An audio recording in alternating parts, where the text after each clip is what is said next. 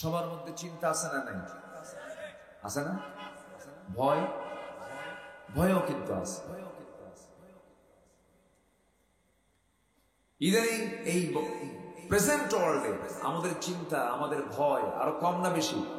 বেশি।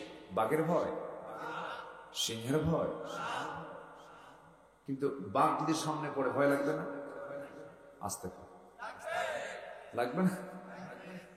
বাঘের জিহ্বায়, বাঘের জিহ্বায় যে ধারালো অংশ আছে, একটা চাটন মারলে আপনার চামড়া সব বের হয়ে আসবে। এত হিংস্র বাঘের থাবা। সে হিংস্র প্রাণী, সে মাংসাশী প্রাণী, সে মাংস খায়, রক্ত খায়, ভয় তো লাগবেই। সিংহকে ভয় পাই আমরা। বিষধর সাপ আপনার সামনে ফনা পাকছে, ভয় কি পাবো না? কিন্তু এই বাঘ, এই সিংহ, এই বিষধর সাপকে দেখে আমরা আজকে যতটুকু না ভয় পাই, তার চাইতে বেশি ভয় পায় আজকে মানব রূপী কিছু দানব। কিনা?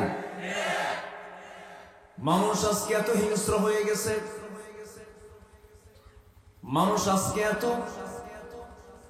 এত নিচে নেমেছে, এত হিংস্র হায়নার মতো হয়ে গেছে। আজকে আমরা সিংহ বাঘকে দেখে যতটুকু না ভয় পাই, তার চেয়ে বেশি ভয় পাই আজকে মানুষ রূপী কিছু পশুগুলোকে। হাসতে হাসতে মানুষকে মেরে ফেলে দেয়। রাজনীতি পাকাপোক্ত করার জন্য হত্যা রাজনীতি করে, রাজপথে লাশ ফেলে তারা রাজনীতি করে। এই যে নোংরামিগুলো মাত্র 10,000 টাকা হাতের মধ্যে দিলে পরে গুলি করে মানুষকে মেরে ফেলে। আজকে মানুষকে চরম ভয় পাচ্ছে। মানুষ চরম চিন্তার মধ্যে বসবাস করছে। এই যে চিন্তা, এই যে ভয় কেন হচ্ছে, কি জন্য হচ্ছে? আল্লাহ রাব্বুল আলামিন সূরাতুল বাকারার 277, 78, 79 নম্বর আয়াতে, প্রথম আয়াতে আল্লাহ তাআলা সমাধান দিয়েছেন, সাথে আর একটা কমন সূরার মধ্যে আর সমাধান দিয়েছেন। ভয় থেকে বাঁচতে চাও নাকি? ক্ষুধা থেকে বাঁচতে চাও নাকি? আমি আল্লাহ আমার তথ্য তুমি নিয়ে নাও, আমার কাছ থেকে পরামর্শ নিয়ে নাও। খুব কমন সূরা, যারা পারেন ঠোঁট মিলিয়ে বলুন, আমার সঙ্গে আওয়াজ দিয়ে দিয়ে বলবেন। লিইলাফি কুরাইশিন ইলাফিহিম রিহলাতাশ শিতাই ওয়াস সাইফ ফালইয়াবুদু রাব্ব হাযাল বাইতিল্লাযী আত'আমাহুম মিন জু'ইন وآمنهم من خوف। জোরে বলি আল্লাহু আকবার। আল্লাহ বলছেন, বান্দারে তুমি কি চিন্তা মুক্ত থাকতে চাও নাকি? তুমি কি ক্ষুধা মুক্ত থাকতে চাও নাকি? অন্ন, বস্ত্র, শিক্ষা, বাসস্থান, চিকিৎসা, এই মৌলিক চাহিদা তুমি কি পেতে চাও নাকি? এই মৌলিক চাহিদা আমি তোমাকে দিয়ে দেবো, শুধু একটা তুমি হুকুম মেনে চলবে, সেটা হলো ইবাদত কারো করা যাবে না, ইবাদত করতে হবে একমাত্র কার ইবাদত? আল্লাহ। কথা বলেছেন আমার পূর্বে উস্তাজুল আসাতিজা, আলেম বড়ার কারিগর, নন্দিত আলেমে দ্বীন, ঐতিহ্যবাহী মশিপুর সরিষাকল ফাজিল ডিগ্রি মাদ্রাসার অনারেবল প্রিন্সিপাল, আমার অত্যন্ত কাছে মুহতারাম মাওলানা ফখরুল ইসলাম সিদ্দিকী হাফিজাহুল্লাহ, উপস্থিত হযরত উলামায়ে কেরাম, ফদলায়ে ইসলাম, সুশীল সমাজ, জাতির শ্রেষ্ঠ সন্তান, শিক্ষক মন্ডলী, জাতির বিবেক, সাংবাদিক বৃন্দ, সামনে উপস্থিত আজকের মাহফিলের প্রধান আকর্ষণ, যাদেরকে নিয়ে আজকের এই সাজানো গোছানো বর্ণাঢ্য আয়োজন, তাওহীদের পতাকাবাহী, কালেমার ঝান্ডাবাহী, দ্বীন ইসলামের নরসারদুল বীর মুজাহিদ, প্রাণ প্রিয় সম্মানিত দ্বীনি ভাইরা, আড়ালে বসে আছেন শ্রদ্ধেয়া সম্মানিতা মা বোনেরা।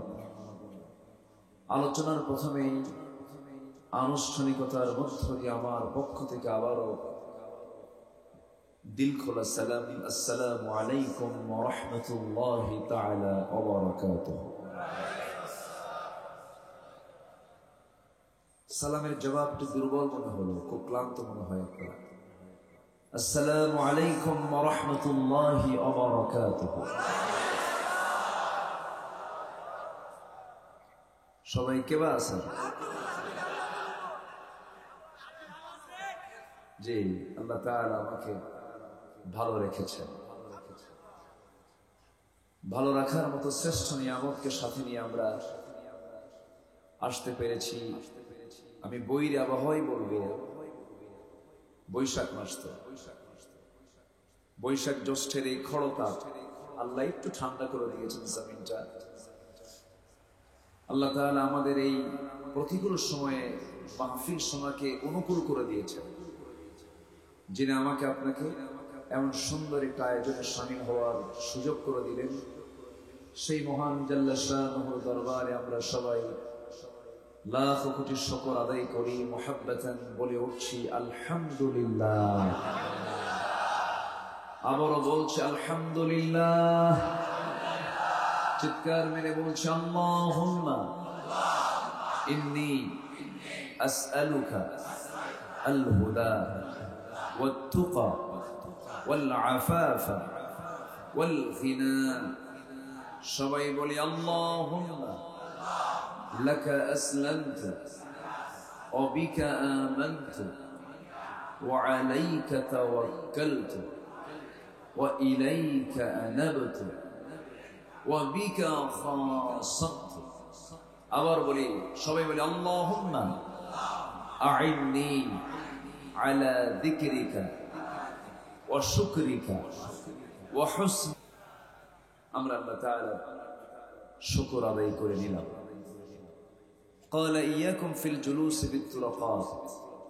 আমার রাসূল বলেছেন, তোমরা রাস্তায় বসে থেকে দূরে থাকো। তো আমি এটা যেহেতু একটা হাইওয়ে, আমরা আশা করব আল্লাহর কাছে এটাই যেন কোনো দুর্ঘটনার শিকার যেন আমরা না হই। রাস্তা তো, এই জন্য আমি সবার দৃষ্টি আকর্ষণ করছি, নিচে পর্যাপ্ত জায়গা মনে হয় ছিল।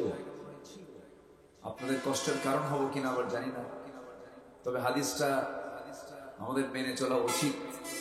আমি সবার দৃষ্টি আকর্ষণ করছি, একটু নিচে যদি চলে আসতেন, আমার ডানে, আমার কাছে আসেন, এই যে বামে কিছু জায়গা আছে, এখন একটু কাছে কাছে চলে আসতেন, হয়তো একটু গরম লাগবে, হয়তো রাস্তায় হয়তো বাতাস লাগতো, আমার মনে হয় এই জন্য একটা কারণ হতে পারে। কিন্তু একটু ভিতরে আসেন, আমার মনে হয় যে এদিক সেদিক থেকে আপনি আরাম পাবেন। একটু আসেন, একটু কাছাকাছি না আসলে মহাব্বত তো জমবে না, তাই না? একটু কাছাকাছি আসেন। জি, মসজিদে ঢুকলে কাতার, জি, কাতার সামনেটা আগে পূরণ করতে হয়, প্রথম কাতারটা পূরণ করতে হয়। একটু মেহেরবানি করে বসুন আমার আগে। আমার ফখরুল ইসলাম ভাই, তিনি সূরাতুল ফুরকান থেকে অত্যন্ত চমকপ্রদ আমার আল্লাহ তাআলার পছন্দের বান্দাদের কিছু গুণ নিয়ে তিনি কথা বলেছেন। আমি ওনার টোটাল ওয়াজ আমি শুনেছি। আমি যেখানে ছিলাম, আমার কানটা ছিল তার আলোচনার দিকে। তিনি অত্যন্ত তথ্যবহুল কোরআন এবং হাদিসকে সামনে রেখে গুরুত্বপূর্ণ তিনি দিক নির্দেশনামূলক তিনি বক্তৃতা উপস্থাপন করেছেন। আমি শেষ ক্লাসে এসে ভাঙ্গাচোরা কিছু কথা বলতে চাচ্ছি, আমাকে সময় দেওয়া যাবে তো? সবাই সময় দিতে রাজি আছি তো ইনশাআল্লাহ? আল্লাহ কবুল করুন, জোরে বলি আমিন। সম্মানিত হাজির, আমি সেখান থেকে কথা বলতে চাই যেখান থেকে আমি তেলাওয়াত দিয়ে শুরু করেছি। তেলাওয়াতকৃত আয়াত ত্রয় হচ্ছে আল কোরআন আল মাজিদের সবচেয়ে দীর্ঘ সূরা, বড় সূরা, যে সূরাটা হলো প্রায় 2.5 পারা জুড়ে। কত পারা? কোরআন হলো 30 পারা, তার আড়াই পারা জুড়েই হলো সূরাতুল বাকারা। সূরাতুল বাকারা তার শেষ দিকের আমি 278, 77, 78, 79 এই 3টা আয়াতে কারীম আমি তেলাওয়াত করেছি। তেলাওয়াতকৃত আয়াতগুলোকে সামনে রেখে আমার অভ্যাস অনুযায়ী আমি এই আয়াতগুলোর মধ্যে আমি থেকে আলোচনা করার চেষ্টা করব। ওয়ামা তাওফীকি ইল্লা বিল্লাহ আলাইহি তাওয়াক্কালতু ওয়া ইলাইহি উনীব। আজকের এই প্রোগ্রামের নাম দেওয়া হয়েছে তাফসীরুল কোরআন মাহফিল। তাফসীরুল কোরআন মানে কি? যেখানে কোরআনে কারীমের ব্যাখ্যামূলক আলোচনা হয়। তা আমার দেশে তাফসীর মাহফিল নাম, ম্যাক্সিমাম মাহফিলের নাম এখন তাফসীর মাহফিল হয়ে গেছে। আগে এই নামটা কম ছিল, লেখা হতো ওয়াজ মাহফিল, আজিমুসান জালসা, মহাসম্মেলন, ইসলামী জালসা, ইসালে সোয়াব, বিভিন্ন নাম থাকত। কিন্তু এই নামটার সংস্কার করেছেন যিনি, তিনি আজকে নাই, তিনি চলে গেছেন। আল্লাহ তুমি তার কবরটাকে জান্নাতের টুকরা বানায় দাও। জোরে বলি আল্লাহুম্মা আমিন। এক সময় এই দেশে ওয়াজ হতো,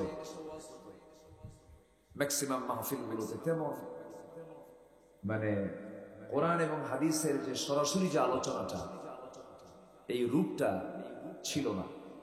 এটাকে রূপ দিয়েছিলেন সেই মহান মাগফুর মারহুম এদেশের অগণন মানুষের কলিজার টুকরা, এবং তার মধ্য দিয়েই এই মাহফিলগুলোর নাম ওই সমস্ত নাম থেকে রূপান্তর হয়েছে তাফসীরুল কোরআন মাহফিল। তিনি মুজাদ্দিদ ছিলেন নিঃসন্দেহে। তিনি সংস্কারে তার যে ভূমিকা, দিন প্রচারের যে ভূমিকা, দাওয়াতের অঙ্গনে তার যে অবদান, তিনি শুধু এই দেশের নয়, তিনি গোটা বিশ্ব মুসলিম উম্মার এক মূল্যবান সম্পদ। আলহামদুলিল্লাহ, আমরা এমন সন্তানকে, আমরা এমন আল্লাহর গোলামকে আমরা এই জমিনে পেয়েছি। সম্মানিত ভাই, সম্মানিত বন্ধুগণ, কিন্তু দুঃখ লাগে এই তাফসীর মাহফিলগুলোতে আবার এমন কিছু আলোচককে দাওয়াত দেওয়া হয় যারা নাচানাচিও করে। আসতে বলবেন নাচে না নেন,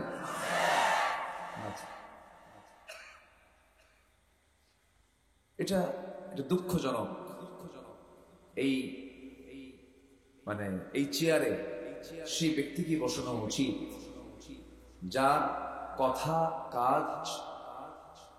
যার কথা এবং কাজ কোরআনের সাথে মিল পাওয়া যায়, এমন ব্যক্তিকে এখানে বসার পরিবেশ করে দেওয়া উচিত। যাদের মুখে তেলবাজি কথা, যারা জালিমদের পক্ষে কথা বলে, যারা মাজলুম আলেমদের বিরুদ্ধে কথা বলে, এমন জাতীয় ব্যক্তিদের এই সমস্ত জায়গায় বসানো উচিত না। সব আলেম কে আলেম? সব আলেম আলেম না। সব আলেম যদি আলেমই হতো, এদেশে তো বহু আলেম ছিল। কত আলেম এদেশে, লক্ষ লক্ষ আলেম ওলামা আমার দেশে। কিন্তু কেউ তো, সবার তো এরকম অবস্থা হলো না যে 13টা বছর তাকে জেল খাটতে হলো। সবার কি হয়েছে এটা? রাগ করতেছেন নাকি আপনারা? একই আলেম, কেউ সরকারি টাকায় হজে যায়, আবার কেউ সরকারি টাকায় সরকারি খরচে জেলখানায় থাকে। দুটো কি একরকম? আসতে বলবেন না, দুটো কি একরকম? কখনো এক। এই জন্য যেহেতু এগুলো প্রোগ্রামগুলো প্রযুক্তির মাধ্যম দিয়ে, অনলাইনের মধ্য দিয়ে দ্রুত গোটা দুনিয়া চলে যায়, এই জন্য কথাগুলো বলা। চিন্তা করেন, আলটিমেটাম দেয় 48 ঘন্টার আলটিমেটাম। হ্যাঁ, আলটিমেটাম দিতে গেলে তো নিজের একটা যোগ্যতাও লাগে। আসতে পান কেন? আমি আলটিমেটাম দিলাম, মামলা দেবো, এই করবো এই করবো। সম্মানিত ভাইরা, যে কথাগুলো আউটডোরে মানায় না, যেগুলো ইনডোরের কথা, যারা আউটডোরে বলে ফেতনা সৃষ্টি করে, আমি তো মনে করি এরা ফেতনাবাজ। এগুলো ঠিক না। যে যত বড় জ্ঞানী হবে সে তত বড় বিনয়ী হবে। যার জ্ঞান যত বেশি তার বিনয় তত বেশি। যে জ্ঞানের বড়াই করে সে কি জ্ঞানী না মূর্খ? মূর্খতা। আল্লাহ আদম সন্তানকে সম্মান দিয়েছেন, আমরা সম্মান দিতে শিখি। দোষ তো হবেই, দোষ ধরার জায়গা আছে না নাই? আচ্ছা, সম্মানিত ভাইরা, অনেক কথা আছে, আস্তে আস্তে করে বলি। আমাকে সময় দিচ্ছেন তো ইনশাআল্লাহ? সম্মানিত ভাইরা, কোন সূরা যেন বলছিলাম? সূরাতুল বাকারা। বাকারা মানে হলো গাফির। বাকারা মানে কি? গাফির। গাফির কোন অংশটা বান্দার কাজে লাগে না? বলেন। গাফির এমন কোন অংশ নাই যে অংশ বান্দার কল্যাণে ব্যবহার হয় না। আলহামদুলিল্লাহ। চুল, এর চামড়া, এর অঙ্গ প্রত্যঙ্গ, এর দুধ, এর পায়খানা পর্যন্ত জ্বালানি হিসেবে ব্যবহার হয়। বিশেষ করে শাহজাদপুর আসলে তো কোনো কথাই নাই।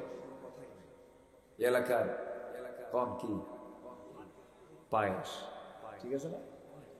আমার খাওয়াইছে, কিন্তু আমি খুশি। তাহলে এই প্রাণীর মধ্যে একটা খাবার দিয়েছেন। এটা খাবার না, এটা পানীয় বলা যায়। পৃথিবীর শ্রেষ্ঠ শরাব হচ্ছে দুধ, যা জান্নাতে আল্লাহ তাআলা খাওয়াবেন। কোথায় খাওয়াবেন? তাহলে দুনিয়াতে আল্লাহ তাআলা সেটা কিন্তু খাওয়াচ্ছেন। তবে এই গাফির দুধ আরো স্ট্যান্ডার্ড হবে, আরো উন্নত হবে, যেটা কখনো কল্পনাও করি নাই আমরা। আমার ভাই, তাহলে গাভীর যেমন প্রত্যেকটা জিনিসই আমার আপনার কল্যাণে আসে। এই সূরাটা যেটা 2.5 পারা জুড়ে 286টা আয়াত সম্বলিত সূরা, এটা এত বান্দার সঙ্গে জীবনের সঙ্গে মিশানো, বান্দার জীবনের এমন কোন সাইডের সমস্যার সমাধান নাই যা এর মধ্যে বাদ পড়েছে। জোরে বলি সুবহানাল্লাহ। সব আলোচনা আল্লাহ তাআলা এই সূরার মধ্যে করে ফেলেছে। তো সেই বিশাল সূরা থেকে, বিশাল দরিয়া থেকে মাত্র আমি 3টা আয়াত আমি তেলাওয়াত করেছি। এর মধ্যে প্রথম আয়াতের সারমর্ম হচ্ছে যে তোমাদের যে বড় বড় জটিল রোগ আছে, আমার দৃষ্টিতে আমার কাছে মনে হয় পৃথিবীতে যত রোগ আছে এর মধ্যে সবচেয়ে বড় রোগ হলো ভয় আর চিন্তা। ভয় আর কি? চিন্তা। এটা কি ছোট রোগ না বড় রোগ? হার্ট স্ট্রোক কখন করে?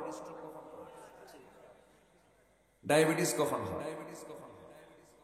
বড় বড় রোগগুলো সৃষ্টি হয় কিসের থেকে? চিন্তা থেকে। আল্লাহ এখানে ওষুধ দিয়েছেন, আমরা ওষুধগুলো নিয়ে যাব না ইনশাআল্লাহ।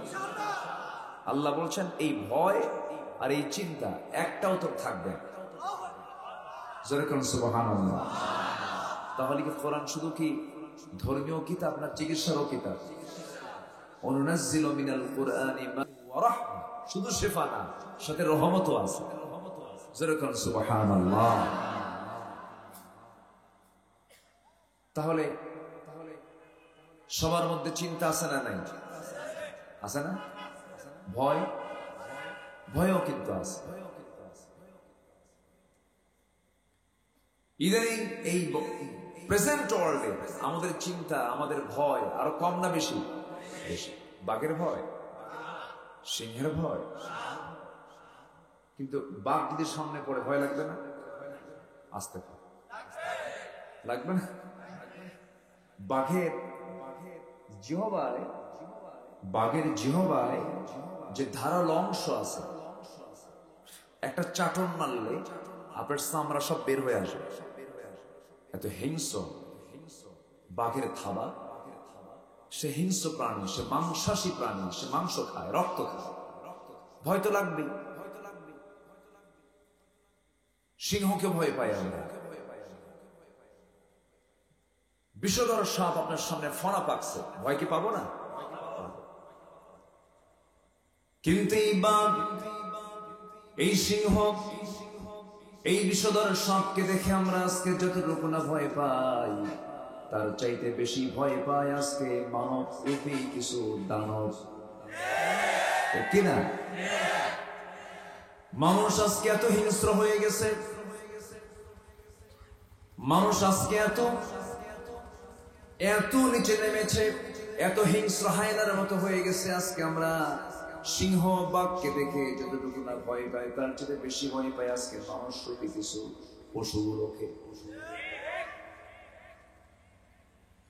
হাসতে হাসতে মানুষকে মেরে ফেলে দেয়। রাজনীতি পাকাপোক্ত করার জন্য হত্যা রাজনীতি করে, রাজপথে লাশ ফেলে তারা রাজনীতি করে।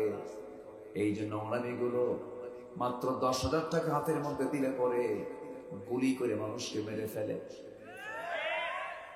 আজকে মানুষকে চরম ভয় পাচ্ছে। মানুষ চরম চিন্তার মধ্যে বসবাস করছে। এই যে চিন্তা, এই যে ভয় কেন হচ্ছে, কি জন্য হচ্ছে, আল্লাহ রাব্বুল আলামিন সূরাতুল বাকারার 277, 78, 79 নম্বর আয়াতে প্রথম আয়াতে আল্লাহ তাআলা সমাধান দিয়েছেন, সাথে আর একটা কমন সূরার মধ্যে আর সমাধান দিয়েছেন। ভয় থেকে বাঁচতে চাও নাকি? ক্ষুধা থেকে বাঁচতে চাও নাকি? আমি আল্লাহ আমার তথ্য তুমি নিয়ে নাও, আমার কাছ থেকে পরামর্শ নিয়ে নাও। খুব কমন সূরা, যারা পারেন ঠোঁট মিলিয়ে বলুন, আমার সঙ্গে আওয়াজ দিয়ে বলবেন। لإيلاف قريش إيلافهم رحلة الشتاء والصيف فليعبدوا رب هذا البيت الذي أطعمهم من جوع وآمنهم من خوف। জোরে বলি আল্লাহু আকবার। আল্লাহ বলছেন, বান্দারে তুমি কি চিন্তা মুক্ত থাকতে চাও নাকি? তুমি কি ক্ষুধা মুক্ত থাকতে চাও নাকি? অন্ন, বস্ত্র, শিক্ষা, বাসস্থান, চিকিৎসা, এই মৌলিক চাহিদা তুমি কি পেতে চাও নাকি? এই মৌলিক চাহিদা আমি তোমাকে দিয়ে দেবো, শুধু একটা, তুমি হুকুম মেনে চলবে। সেটা হলো ইবাদত কারো করা যাবে না, ইবাদত করতে হবে একমাত্র কার ইবাদত? আল্লাহ। আল্লাহ রাব্বুল আলামিন সূরাতুল বাকারার 277 নম্বর আয়াতে বলছেন, 4টা কাজ করো, আমি তোমার মধ্যে ভয়ও রাখবো না, কোনো চিন্তাও রাখবো না। কয়টা কাজ? আর সূরা কুরাইশের মধ্যে কয়টা কাজ? সূরা কুরাইশ একটা কাজ। ইবাদত করো কার? ইবাদত করো কার? আর ইবাদত মানে হচ্ছে গোটা জীবনের সকল কাজকর্মের যে পদ্ধতি, আল্লাহর নিয়ম অনুযায়ী যদি কেউ করে, এটাই হলো ইবাদত। এটা কি ইবাদত? আমার কথা কি বুঝতে কষ্ট হচ্ছে না তো? আমার মধ্যে একটু, আমি চেষ্টা করি আয়াত হাদিসকে সামনে রেখে কথা বলা, একটু কষ্ট করে শুনতে হবে। আমাকে সময় দিচ্ছেন তো সবাই? খুব বেশি সময় জেনে বোঝা না। আপনার বিরক্তি আসার আগেই, আপনার কষ্ট হওয়ার আগেই আমি শেষ করে দেব। জোরে বলি ইনশাআল্লাহ। বিরক্তি কি আসে মাহফিল আসলে? সত্যি বলতেছেন তো? তবে কষ্ট হতে পারে, হ্যাঁ, মানুষ তো কষ্ট হতে পারে, কিন্তু বিরক্তি হওয়া যাবে না। বিরক্তি হওয়া মানে কি জানেন? এখানে ওয়াসওয়াসা দেওয়ার জন্য কি প্রস্তুত আছে? একটু বসে। আমি উঠতে চেয়েছিলাম 10টায়, আমার ফখরুল ভাই উনি উঠেছেন 9:15টায়। তো চিন্তা করলাম ওনার তো একটা হক আছে, ঠিক আছে না? একটা টাইম লাগে, একটা আলোচনা সাজাতে একটু সময় দিতে হয়। এই জন্য আমার ভাইটাকে একটু সুযোগ দিয়ে উনি যেন কথা বলতে পারেন, এই জন্য আমি একটু সময় ইনক্রিজ করে এসেছি, মানে বাড়ায় নিয়ে এসেছি। তো শেষ হতে যদি একটু দেরি হয়, কষ্ট হচ্ছে না তো কারো? আজকে কোনো সামিয়ানা নাই তো, একদম খোলা আকাশে বসে আছে, একদম আল্লাহর আকাশের নিচে বসে আছে। আলহামদুলিল্লাহ বলুন। একটু আকাশের দিকে তাকালে নিজেকে অসহায় লাগে না অনেক সময়?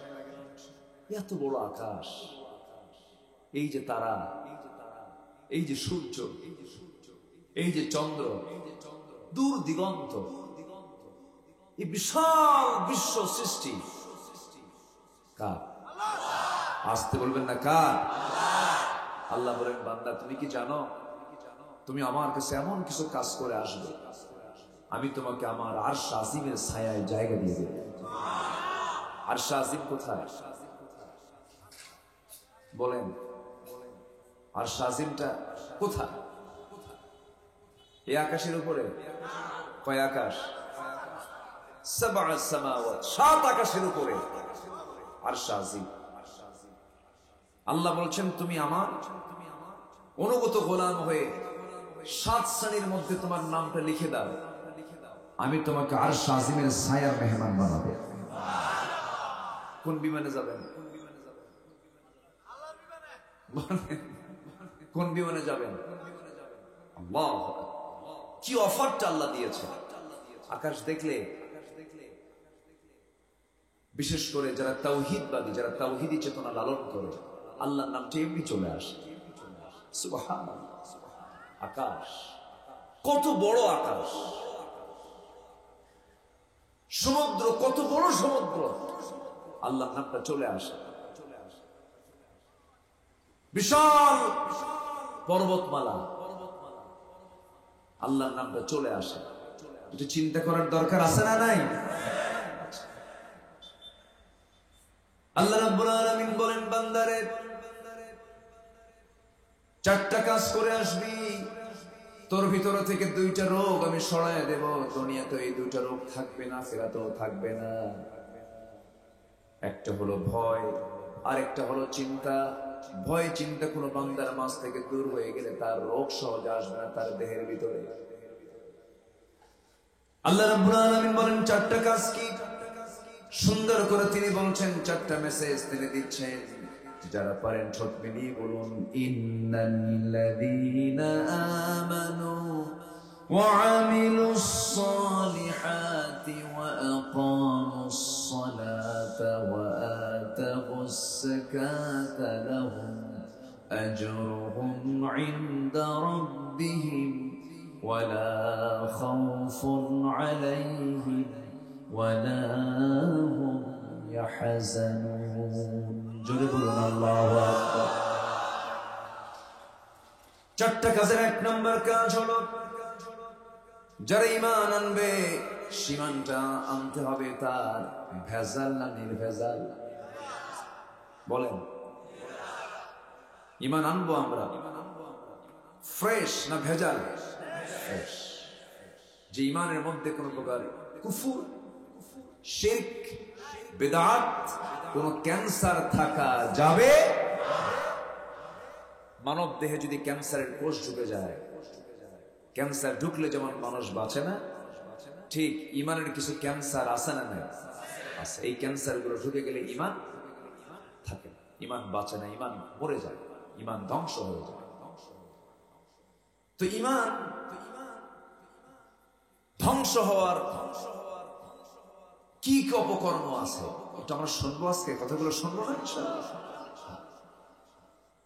আমরা তো ঈমান আনছি। এখানে যারা বসে আছেন, কেউ কি বেঈমান আছে? কেউ?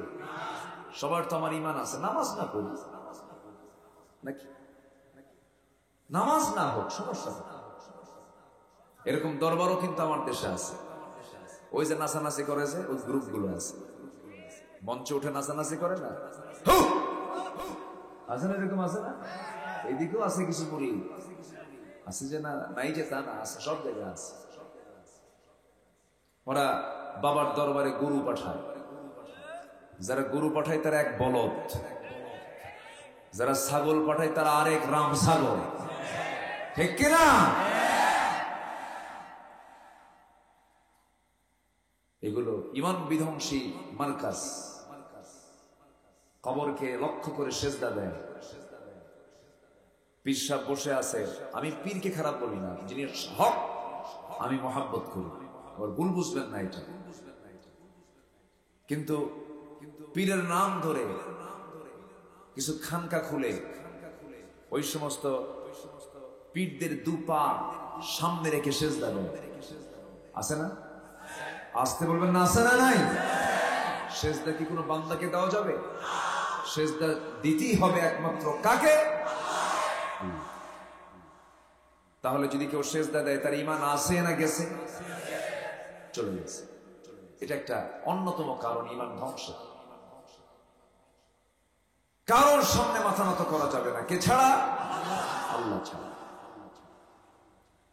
অনেকে বলে হুজুর মনের নামাজ তো বড় নামাজ, সেজদা দেব কোথায়? সেজদা তো পৃথিবীর সব জায়গায় না পা, সেজদা দেওয়ার জায়গা নেই, আমার কপাল খালি পা।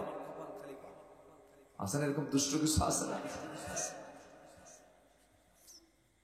আবার কিছু কিছু লোকের নামই হলো ঈমান আলী। কি নাম? নাম হলো ঈমান আলী, নাম হলো ফজর আলী। ঘুম থেকে উঠে সকাল 10টায় রাখছে কি আলী? ফজর আলী।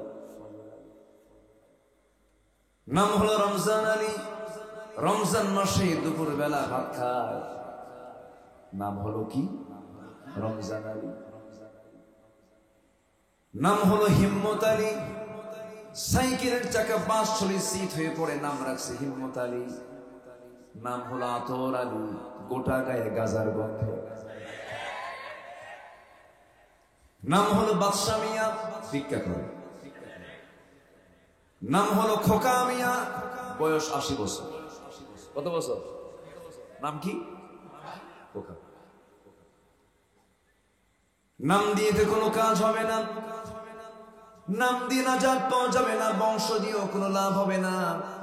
আপনার জন্ম নবীর বংশ হলো কোনো লাভ নাই, কারণ নবীর বংশের জন্ম নিয়েছে আবু লাহাব। আমার নবীর বংশের নাম কুরাইশ, আবু জেহেলের বংশের নাম কি? কুরাইশ। লাভ কি? নবীর বাপ হয়েও লাভ হবে না। সাইয়্যিদিনা ইব্রাহিম আলাইহিস সালাতু ওয়াস সালাম এত বড় একজন নবী, তার বাপকে জান্নাতে নিতে পারবেন না, কারণ কি নাই? এক নাম্বার কি নাই?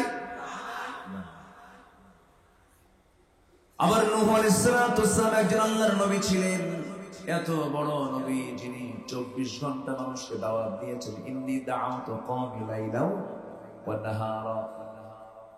তিনি তার ছেলে কেনানকে জান্নাতে নিতে পারবেন না, কারণ কি নাই? এমনকি তার বউকে জান্নাতে নিতে পারবেন না, কারণ তার মধ্যে ঈমান নাই। অতএব নবীর বাপ হয়েও লাভ নাই, নবীর সন্তান হয়ে লাভ নাই, নবীর বংশে জন্ম নিয়েও লাভ নাই। আল্লাহর কাছে দামি হতে হলে 1 নাম্বার শর্ত হলো কি আনা? ঈমান আনতে হবে। সবচেয়ে বড় পুঁজি এটা, সবচেয়ে বড় পুঁজি। মাথা থেকে পা পর্যন্ত হাত কাটা পড়েছে আপনি বেঁচে যাবেন, পা কাটা পড়েছে আপনি বেঁচে যাবেন, কিন্তু মাথা কাটা আছে। তেমনি একটা মানুষের বডির ভিতরে যেমন মাথা গুরুত্বপূর্ণ একটা বিষয়, ঠিক তেমনি বান্দার জীবনের সবচেয়ে গুরুত্বপূর্ণ বিষয় হলো ঈমান। গুরুত্বপূর্ণ বিষয় কি? ঈমান।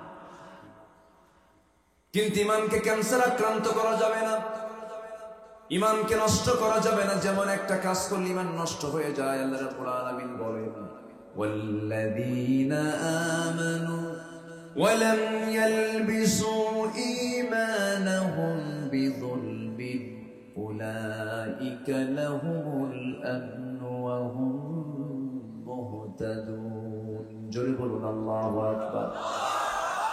ঈমান যারা আনবে, ঈমানকে যারা জুলুমের দ্বারা আচ্ছাদন করবে না, জুলুম দিয়ে যারা ঢাকবে না, জুলুমটা কি? ইন্না শিরকা লাযুলমুন আযীম।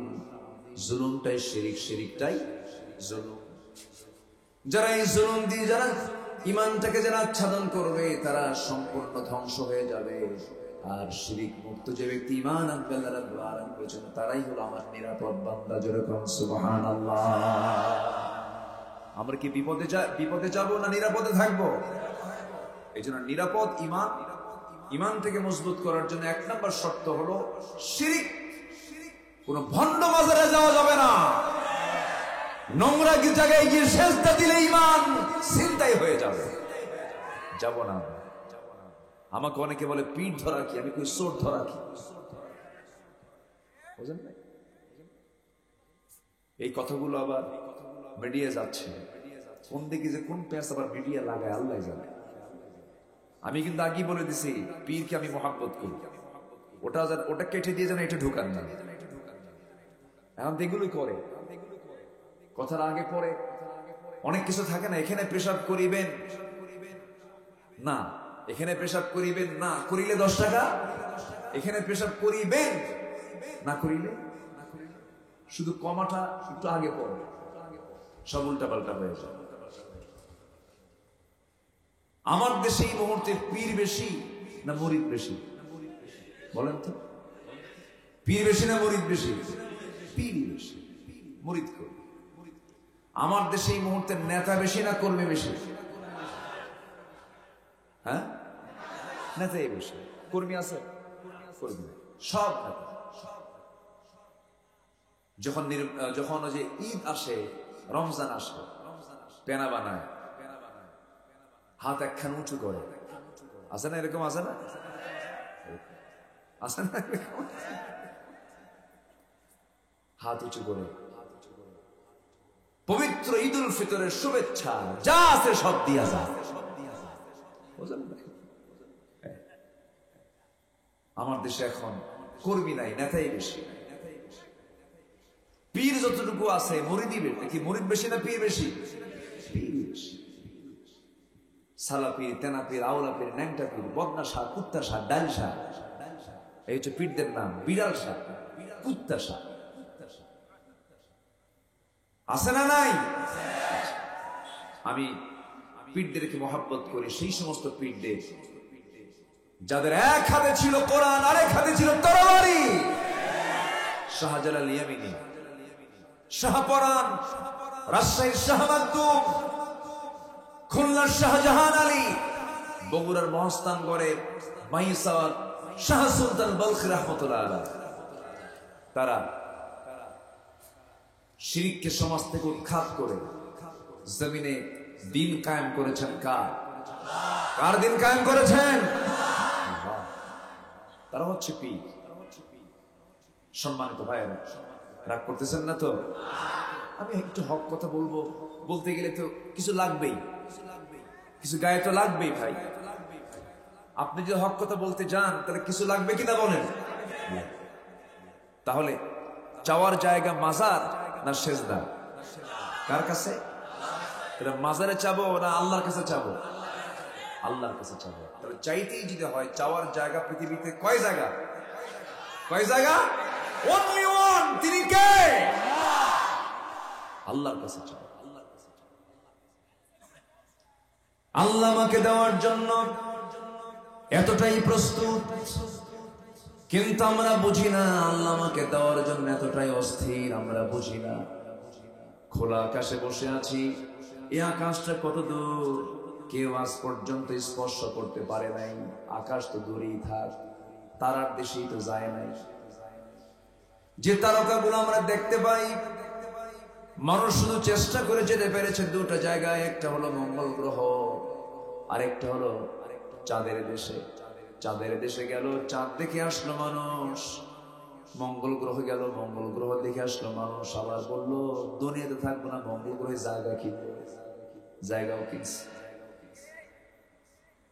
কিন্তু বান্দা চিন্তা করলো, মঙ্গল গ্রহ দেখলাম, চাঁদও দেখলাম, সূর্যের কাছে যাওয়ার সম্ভাবনায়। সূর্যের কাছে গেলে জ্বলে পড়ে সারখার হয়ে যাবো, কারণ সূর্যের তাপ কম না বেশি? এই যে কয়েকদিন আগে যে গেল, কি ভিজা ভিজা মনে হয়েছে নাকি? বয়স হয়ে গেছে মনে হয়, এই সূর্য আর চলবে না। কি সূর্যের খরতাপ! কোটি কোটি বছর ধরে সূর্য তাপ দিয়ে যায়। সূর্য কি ডুবে যায় না? সূর্য কি ডুবে যায়? সূর্য কি হেরে যায়? এখন সূর্য কই আছে? আমেরিকা। এখন সূর্য কোথায়? আমেরিকা। এখন আমার এখানে বাজে হলো 11:30। আমেরিকার কোন বন্ধুকে আপনি ফোন দেন, ওয়াশিংটন, নিউ ইয়র্ক, ওই সমস্ত এলাকায় যে সমস্ত বন্ধু বান্ধব গুলো থাকে, মিশিগান, এই সমস্ত সিটিগুলোতে যারা থাকেন তাদেরকে আপনি ফোন দিবেন, বলবে এখন সূর্য টনটন আকাশে উঠেছে। তাহলে সূর্য মূলত অস্তমিত হয় না, সূর্য হেরেও যায় না। কোটি কোটি বছর ধরে সূর্য তাপ দিয়ে যাচ্ছে, এক সেকেন্ডের জন্য বন্ধ হয় নাই। কার লাইট? আজ তো বলুন না, কার লাইট? আল্লাহর লাইট বন্ধ হয় না, কিন্তু আমাদের লাইট তো বন্ধ হয় না। বন্ধ হয় মাঝে মাঝে, আসে মাঝে মাঝে আসে। হ্যাঁ, খুব উন্নত আমরা, ডিজিটাল তো খুব। আমার দিকে তাকান। তাহলে সূর্যের কাছে তো মানুষ যেতে পারবে না। চাঁদ দেখলো, আর কি দেখলো? মঙ্গল গ্রহ দেখলো। এখন বান্দা চিন্তা করলো, ওই যে মিটি মিটি করে তারকা জ্বলে, তারকার দেশ একটু দেখতে যাব। পৃথিবীর কোন মানুষের পক্ষে তারকার দেশে যাওয়ার সম্ভব নয়। কেমন করে যাবে বান্দা? কারণ তারকা তো বহু দূরে। চাঁদ, এই মঙ্গল গ্রহ যতটুকু বড়, তার চাইতে সূর্য আরো বড়। আবার এই সূর্যটা পৃথিবী থেকে 13 লক্ষ গুণ বড়। আবার এই সূর্যের চাইতে বেটেল জুইস নামে একটা তারকা আছে, এই সূর্যের চাইতে 33 কোটি গুণ বড়। কত কোটি? কয়টা তারা? আকাশে কয়টা তারা?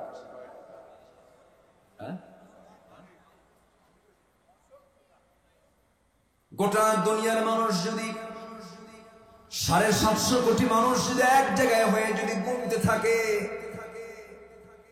মানুষ একটা করেও যদি গুনতে থাকে, তাও গুনে শেষ করতে পারবে না। এই বিশাল তারকার সমারোহ কে ঘটিয়েছেন বলেন?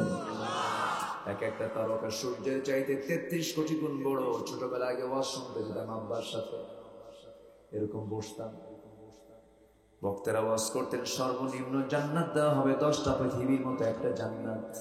আব্বাকে বলতাম, আব্বা এত জায়গা কই আল্লাহ? এরকম প্রশ্ন হতো, মনে হতো। কিন্তু আমার আল্লাহ যে কত জায়গা পড়ে আছে দেখেন। এক একটা তারকা সূর্যের চাইতে 33 কোটি গুণ বড়। কল্পনা করা যায়? পৃথিবীর সবচেয়ে নিকটবর্তী তারকার নাম হলো প্রক্সিমা সেন্ট্রাই। প্রক্সিমা সেন্ট্রাই নামক তারকার দেশে যদি কোনো বান্দা যেতে চায়, পৃথিবীর কোনো বিমানে চড়ে হবে না, কপ্টারে চড়ে হবে না, হেলিকপ্টার দিয়ে হবে না। বান্দা যদি যাওয়ার জন্য একটু চেষ্টা করে, লাগবে তার নভোযান। নভোযানের মধ্যে সবচেয়ে আপডেট নভোযান হলো অ্যাপোলো 11।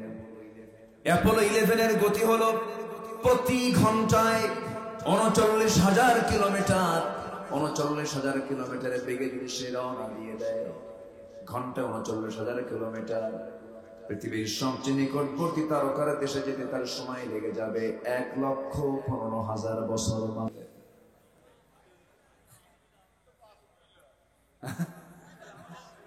কোন দিন যাবেন? বাঁচবেন কয়দিন? আমি কি আকাশে গেছি? এখনো আকাশে কি যাওয়া হয়েছে? অন্য কোন তারকার কাছে যাওয়া হয়েছে? সবচেয়ে কাছের তারকা 1,15,000 বছর লেগে যাবে।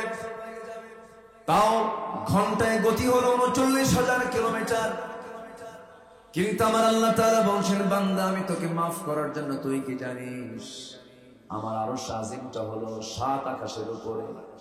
7 আকাশের উপর থেকে প্রত্যেক রাত্রে বেলা 12টার পর আমি প্রথম আকাশে আসি তোকে মাফ করার জন্য। তাহলে আল্লাহ বেশি আসেন না আমরা বেশি যাই? হ্যাঁ, তাহলে দয়াটা কার বেশি? আল্লাহ কয় আকাশ থেকে আসেন? কয় নম্বর আকাশে? 1 নম্বর। ফিস সামাইদ দুনিয়া, সহিহ হাদিস, ফিস সামাইদ দুনিয়া আলা মিন মুস্তাগফিরিন ফাগফির লাহ। কোন ক্ষমা প্রার্থী আছে আমার কাছে ক্ষমা চাবে, আমি তাকে ক্ষমা করে দেব। আকাশ পরিমাণ গুনাহ হয়েছে, আনানাস সামা, কোনো প্রবলেম নাই। বিকরাবিল আরদিল খাতায়া, গোটা দুনিয়া সে গেছে গুনাহ দিয়ে, কোনো প্রবলেম নেই, আমার কাছে আসো। আল্লাহ তো শিরিক বিশাইআন, শিরিক মুক্ত হয়ে আসো, ঈমান নিয়ে আসো, আমি তোমার সমস্ত গুনাহগুলো মাফ করে দেব। তাহলে এক নম্বর আমল হলো কি আনা? ঈমান। অনেক কথা কিন্তু লম্বা, ফজরও হতে পারে, কোনো সমস্যা নেই তো। টের পাচ্ছেন কিনা জানি না, যারা আলোচনা শোনেন তারা কিন্তু বোঝেন যে আলোচনা এই যে মানে স্টার্টিং শুরু হচ্ছে, এটা তো অনেক লম্বা সময় লাগবে। তো লম্বা সময় যদি দেই আমি, আপনি নিতে প্রস্তুত আছেন তো? বলে ইনশাআল্লাহ। আমি বারবার বলছি কেন জানেন? এলাকার নামই হলো শাহজাদ, শাহজাদপুর। মানে কি, শাহ মানে হলো বাদশাহ, তার হলো জাদা, বাদশার সন্তান, মানে রাজা, রাজা বাদশাদের কারবার আপনাদের। এখন রাজা তো তার নিজের ইচ্ছায় চলে, এই জন্য বারবার বলছি এত সুন্দর নাম আপনাদের। আল্লাহ আপনাদের দুনিয়ারও বাদশা বানান, আখিরাতেরও বাদশা বানান। জোরে বলি আমিন। আল্লাহ তার নামের সঙ্গে কামটাকে বাস্তবায়ন করে দেন। সম্মানিত ভাই, তাহলে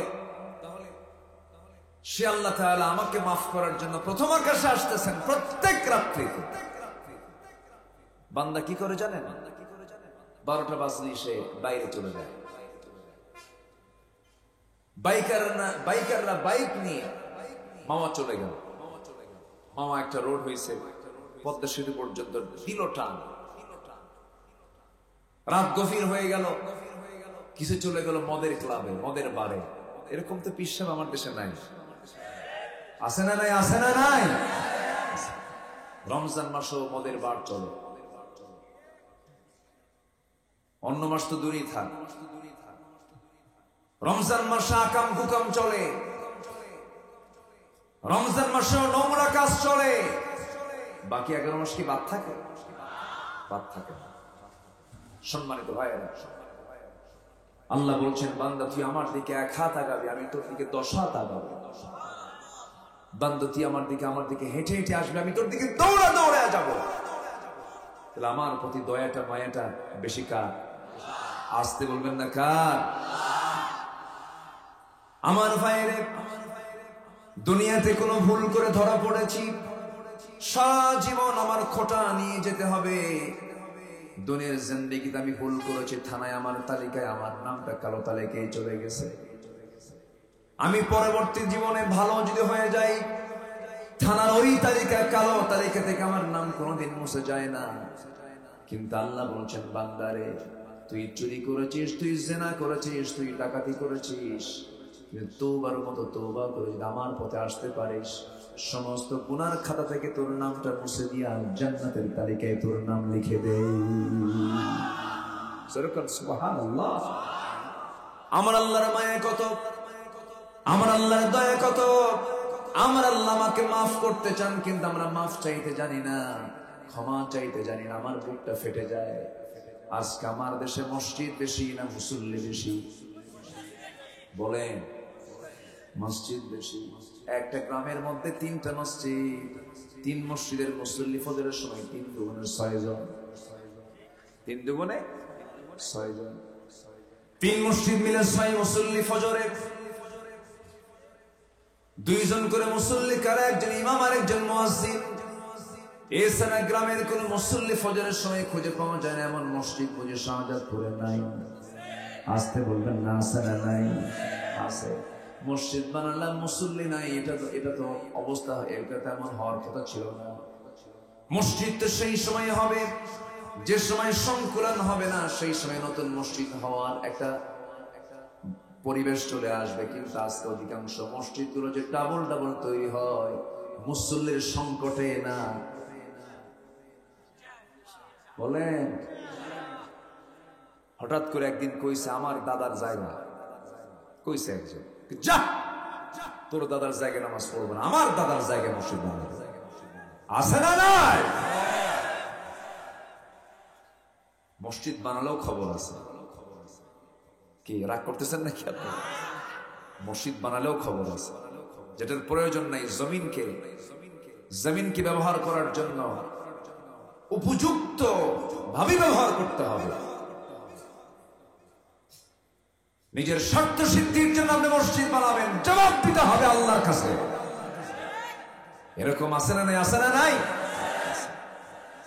ঠিক নাই? মসজিদ দরকার বেশি না মুসল্লি দরকার বেশি? মুসল্লি দরকার বেশি। গ্রামগুলোতে শুধু না, গোটা দেশেই এখন মানবতা বেশি না হিংসা বেশি? খালি হিংসা। একজন ভালো চলে লেগে গেছে ওর সাথে। হিংসায় সমস্ত আমলকে জ্বালিয়ে পড়ে শেষ করে দেয়। যার মধ্যে হিংসা কাজ করে, এটা হচ্ছে তার ইমানের রোগ। কিসের রোগ বলেন? আমি কিন্তু এক নাম্বার বিষয় ইমান নিয়ে কথা বলছি, ঘুরে কিন্তু ওইদিকে যাচ্ছে আমি। তাহলে ইমানের আরেকটা রোগ কি বলে? কি করা? হিংসা করে। ইমানদার কি হিংসা করতে পারে? এক বেচারি বিয়ে করবে, অনেক আগে তো, আগের যুগে তো মানুষ ঘোড়ায় চড়ে বিয়ে করতো। তো গ্রামের ভিতরে এক বেচারি, এক মুরব্বীর ঘোড়া আছে। তো যেই লোকটা বিয়ে করবে, যে ছেলেটা বিয়ে করবে, যে ওই মুরব্বীকে বলতেছে, মুরব্বী আমার অমুক দিন বিয়া, ঘোড়াটা কি দেওয়া যাবে? তোর আমি ঘোড়া দেবো না, যা। সে মনক্ষুণ্ণ হয়ে বাড়িতে চলে আসছে।